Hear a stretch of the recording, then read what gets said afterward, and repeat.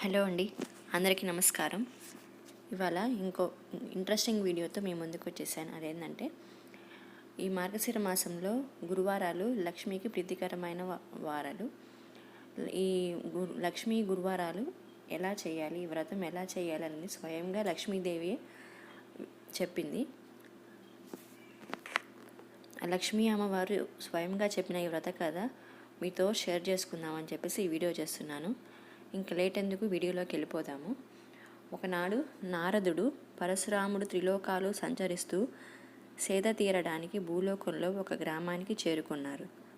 ఆ సమయంలో ఆ గ్రామంలో 4 వర్ణాల వారు ఇళ్లను గోమయం ఆవు పేడతో అలికి ముగ్గులు వేశారు. స్త్రీలందరూ తలంటు స్నానం చేసి కొత్త బట్టలు ధరించారు.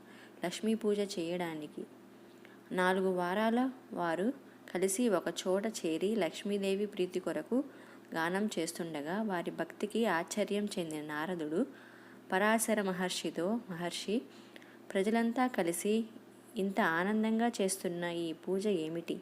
నాకు ఈ పూజ గురించి తెలుసుకోవాలని కుతూహలంగా ఉంది. ఈ రోజు గురించి వివరంగా తెలియపరచండి అన్నారు. గురువారం చేసే ఈ పూజను లక్ష్మీ పూజ అంటారు. సంవత్సరానికి ఒకసారి వచ్చే మార్గశిర మాసం ఈ పూజ చేయడానికి శ్రేష్టమైనది. లక్ష్మీదేవికి చాలా ప్రీతికరమైనది అని పరాశర మహర్షి నారదుడికి తెలిపారు. నారదుడు, మహనీయ, ఈ పూజను ఇంతకు ముందు ఎవరైనా చేశారా? చేస్తే ఎవరు చేశారో, వారికి ఏ ఫలం కలిగిందో తెలియజేయండి అనగా పరాశరుడు కథ చెప్పడం మొదలుపెట్టాడు. ఒకనాడు ఒక లక్ష్మీవారం విష్ణు పాదాలను సేవిస్తూ మహాలక్ష్మీదేవి స్వామితో, స్వామి, ఈరోజు మార్గశిర లక్ష్మీవారం, ప్రజలు నా వ్రతం చేసే రోజు. మీరు అనుమతిస్తే నేను భూలోకానికి వెళ్ళి నా వ్రతం చేసేవారిని అనుగ్రహిస్తాను అని పలికింది.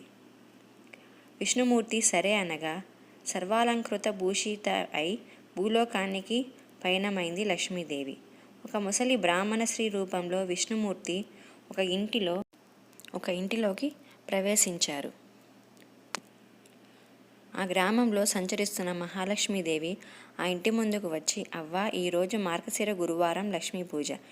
ఇల్లు గోమయంతో అలికి ముగ్గు పెట్టలేదేంటి అన్నది. అప్పుడు ఆ ముసలి స్త్రీ, అమ్మ, ఆ వ్రతం ఏమిటి, ఎలా చెయ్యాలి?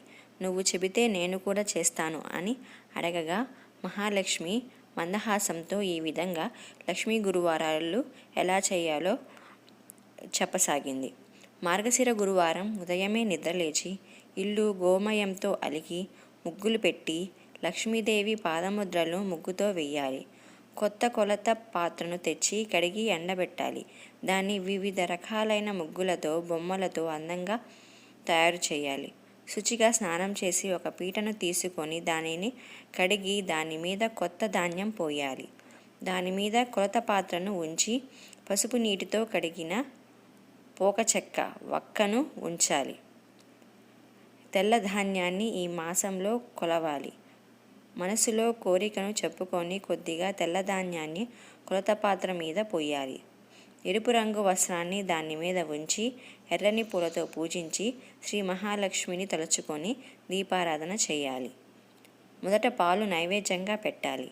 తర్వాత నూనె వాడకుండా నేతితో చేసిన పిండి వంటలను మాత్రమే నైవేద్యంగా పెట్టాలి. ఇది ఒక విధానం. లక్ష్మీదేవి ఆ అవ్వతో రెండవ విధానం చెప్పడం మొదలుపెట్టింది. రెండవ విధానం ఇలా చాలా సులభమైనది. మార్గశిర శుక్ల దశమి తిథి గురువారం వచ్చిన రోజున నిష్ఠతో ఈ వ్రతాన్ని చేస్తే తప్పక సిరి వస్తుంది. ఈ వ్రత నైవేద్యం పంచిపెట్టకపోతే మాత్రం లక్ష్మీ కటాక్షం లభించదు. మనసు నిర్మలంగా ఉంచుకొని 10 మందిని పిలిచి ఈ వ్రతం చేయాలి. పసుపు కుంకుమలు పంచిపెడితే ఆ ఇంట లక్ష్మీ తాండవిస్తుంది. ఈ వ్రతం మాత్రమే కాదు, మరికొన్ని ఆచరించాలి అవ్వ. గురువారం ఉదయమే లేచి పొయ్యి బూడిద తీసుకుపోయినా, ఇల్లు వాకిలి తుడవకపోయినా ఆ ఇంట లక్ష్మీ నిలవదు. ఏ స్త్రీ గురువారం శుచిగా మడివస్త్రం ధరించి వంట చేసి పూజ చేస్తుందో ఆ ఇంట లక్ష్మి స్థిరంగా ఉంటుంది.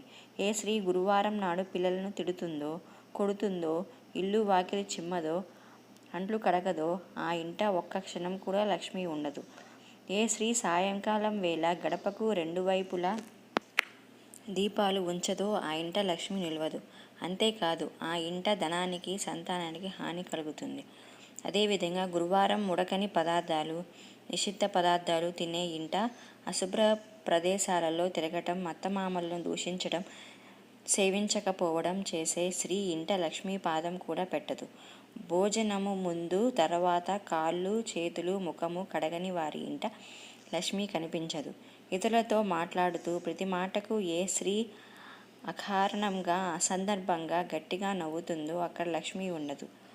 ఏ స్త్రీ అందరి చేత అభిమానించబడుతుందో, గౌరవించబడుతుందో అక్కడ లక్ష్మి ఉంటుంది. ఏ స్త్రీ గురువారం దాన ధర్మాలు, పూజలు చెయ్యదో, భర్తతో గొడవ పడుతుందో ఆ స్త్రీ పాపాత్మురాలిగా జీవిస్తుంది. గురువారం, అమావాస్య, సంక్రాంతి, ప్రతి నెల సంక్రమణం జరుగుతుంది. తిథులలో నిషిద్ధ పదార్థాలను తినే స్త్రీ యమపురికి పోతుంది. జ్ఞానంతో స్త్రీ పైన చెప్పబడ్డ 3 తిథులలో నిషిద్ధ పదార్థాలను తినకుండా నక్తం ఒంటిపూట ఒక్కపొద్దు ఉంటుందో, లక్ష్మిని పూజిస్తుందో ఆ స్త్రీ ఇల్లు ధనధాన్య పుత్ర పౌత్రాదులతో వర్ధిల్లుతుంది.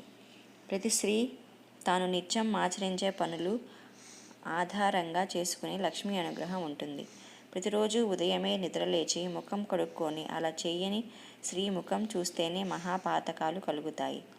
భుజించే సమయంలో పడమర, దక్షిణం దిక్కులకు కూర్చొని అంటే ఆ వైపున ముఖం పెట్టి భోజనం చేయకూడదు. అలాగే నిత్యం దీపారాధన చేయకుండా ఇంట్లో భోజనం చేయకూడదు.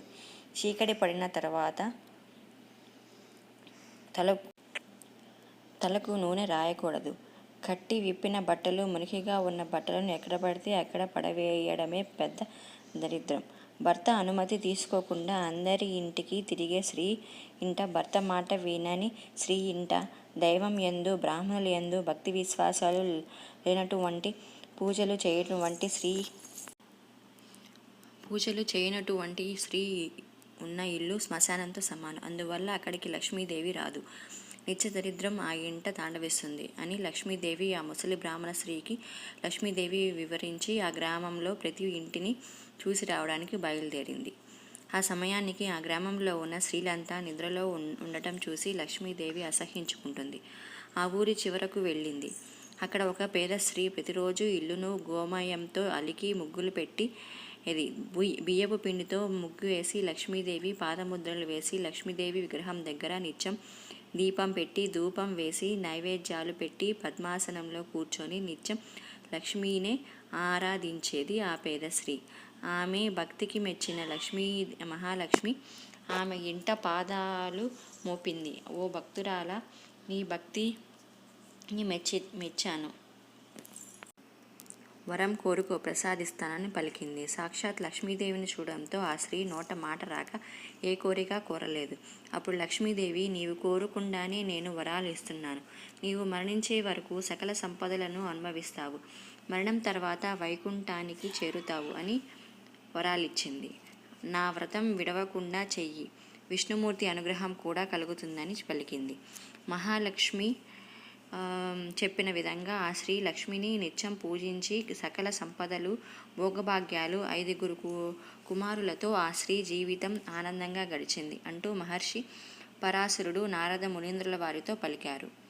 శ్రీ మహాలక్ష్మిచే స్వయంగా చెప్పబడిన ఈ వ్రతం చాలా విశిష్టమైంది. ఈ కథను నిత్యం వినటం వలన శుభాలు కలుగుతాయి. Thank you for watching friends. Please subscribe.